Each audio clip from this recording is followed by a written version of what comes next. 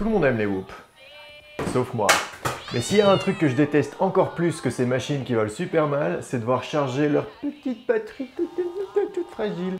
C'est pour ça qu'aujourd'hui, on va parler du Toolkit RC M4. Alors c'est un chargeur 4S qui est disponible en XT30 ou en XT60. Il peut délivrer 5 ampères par canal, il est vendu 79 € et on check ça tout de suite. Alors, comment il se présente ce petit chargeur?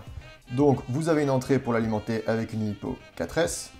Vous avez une entrée pour l'alimenter en 220 volts.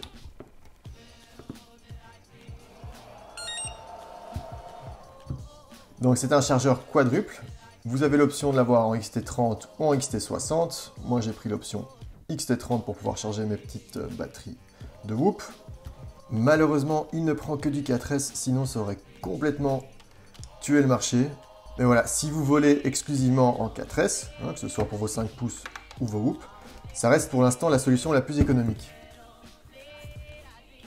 Alors, une fois que vous avez branché vos LiPos, il vous indique directement la tension par cellule. C'est assez pratique, pas besoin de rentrer dans un menu. Au niveau de l'interface, c'est assez simple. Vous avez un bouton qui vous permet de sélectionner la LiPo, ainsi qu'une petite molette. Pour charger une batterie, vous appuyez une fois sur la molette.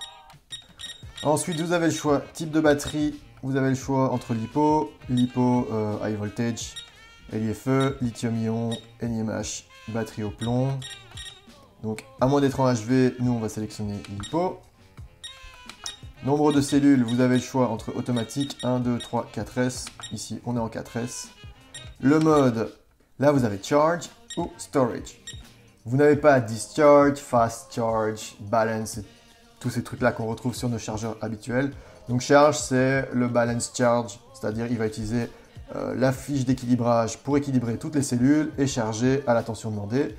Et storage, c'est pour décharger ou charger la batterie à 3,8 V par cellule quand vous ne l'utilisez pas pendant une longue période. Donc on va charger. Tac. Vous pouvez décider de la tension maximum de la cellule. Donc si vous voulez charger vos batteries pour je ne sais pas quelle raison un petit peu plus bas, ou si vous voulez les surcharger un petit peu, vous en avez la possibilité. Dans notre cas, on va choisir 4,2 V.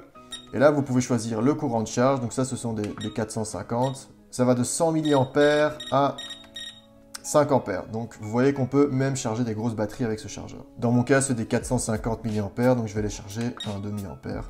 Même si elles supportent jusque 5C, ça permet de les garder un peu plus longtemps.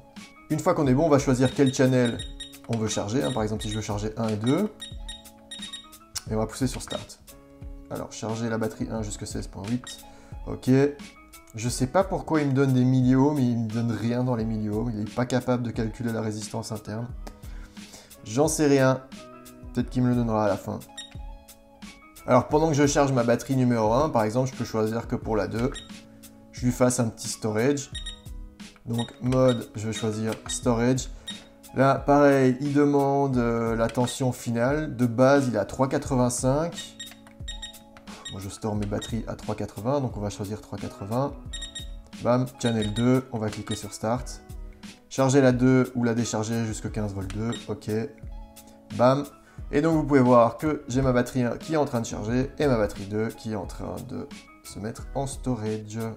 Quand vous cliquez dessus, vous pouvez changer à tout moment l'ampérage et vous pouvez choisir de stopper le 1, le 2 ou stopper tout le bazar. Et voilà, et du coup, une fois que vous avez un petit peu chargé, il est capable de vous dire la résistance interne de la batterie.